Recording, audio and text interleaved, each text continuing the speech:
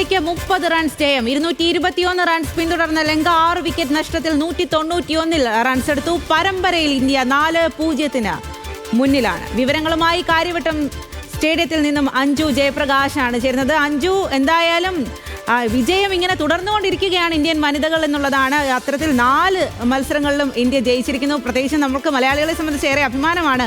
കാര്യവട്ടത്തും India ഇത്തരം വിജയം തുടരുന്നു എന്നുള്ളത്. ഇന്നത്തെ മത്സരം ഏത് രീതിയിലാണ് പുരോഗമിച്ചത്?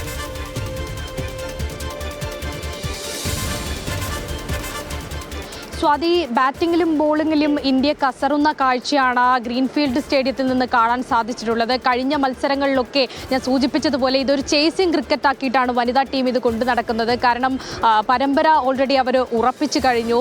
ഇനിയിപ്പോൾ പരമ്പര തൂത്തുവാരുക എന്ന ലക്ഷ്യം മാത്രമാണ്. ഇതിപ്പോൾ 4ാം വിജയം സ്വന്തമാക്കിയിരിക്കുകയാണ്.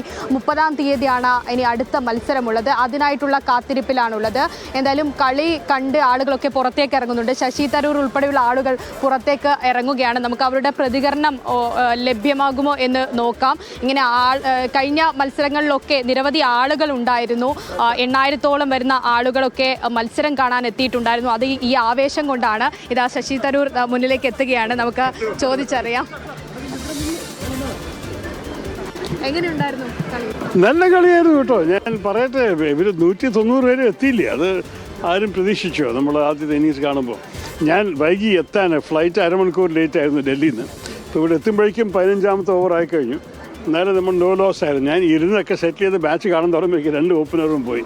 അപ്പോൾ ഞാൻ വിചാരിച്ചു ഞാൻ ദുർഭാഗ്യം കൊണ്ടുവന്നു ഇന്ത്യൻ ടീമിലേക്കാണ്. പക്ഷേ അവസാനത്തിൽ റിച്ച അടിച്ച ശേഷം ഒരു 220 ആയപ്പോൾ എനിക്ക് കുറച്ച് ആശ്വാസം കിട്ടി. പിന്നെ മാച്ച് കളിച്ചപ്പോൾ അവർ 10 ഓവർ കഴിയുമ്പോൾ അവരായിരുന്നു ലീഡിൽ.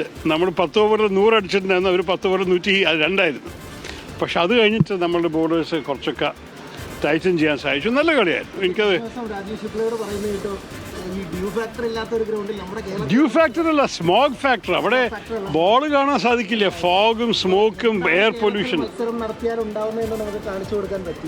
അല്ല, അത് മാത്രമല്ല, നമ്മൾ 3 മാച്ച് കാണിച്ചു കൊടുക്കുന്നുണ്ട്, 3 പിച്ച് കാണിച്ചു കൊടുക്കുന്നുണ്ട്, ഗ്രൗണ്ട് കാണിച്ചു കൊടുക്കുന്നുണ്ട്. പിന്നെ ചില IPL ടീമുകളും ഇവിടെ വന്ന് കാണട്ടെ.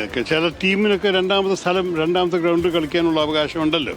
അപ്പോൾ ചില IPL മാച്ചും വരണമെന്നാണ് എൻ്റെ ആഗ്രഹം. ഇവിടെ നോക്കട്ടെ. ക്രിക്കറ്റ് താല്പര്യമുള്ളവർ നല്ലോണം ഉണ്ട്. ഈ മാച്ചിലും കൂടി സീരീസ് ജയിച്ച ശേഷം ഒരുമാതിരി നല്ല ആൾക്കൂട്ടമുണ്ടായിരുന്നില്ല ഇന്ന് ഒരു വിമൻസ് മാച്ചിന്. അപ്പോൾ ഇതുപോലെ എനിക്ക് തോന്നുന്നു നല്ല മാച്ചുകൾ തിരുവനന്തപുരത്ത് വന്നാൽ അതിന് പിന്തുണ കൊടുക്കാൻ ആൾക്കാരുണ്ടാവും.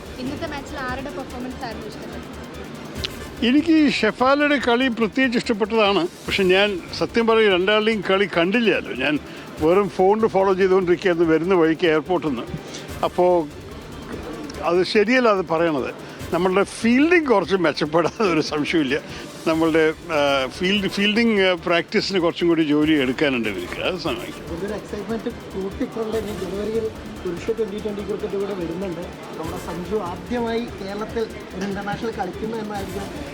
അതാണ് നമ്മുടെ പ്രാർത്ഥനയും പ്രതീക്ഷയും. ഇനി നമുക്കറിയില്ല, എല്ലാ ഈ സെലക്ഷൻ തീരുമാനങ്ങളെല്ലാം ന്യായം പ്രകാരമാണെങ്കിൽ സഞ്ജു കളിക്കണം നമ്മളുടെ സൈഡിൽ. പക്ഷെ നോക്കട്ടെ,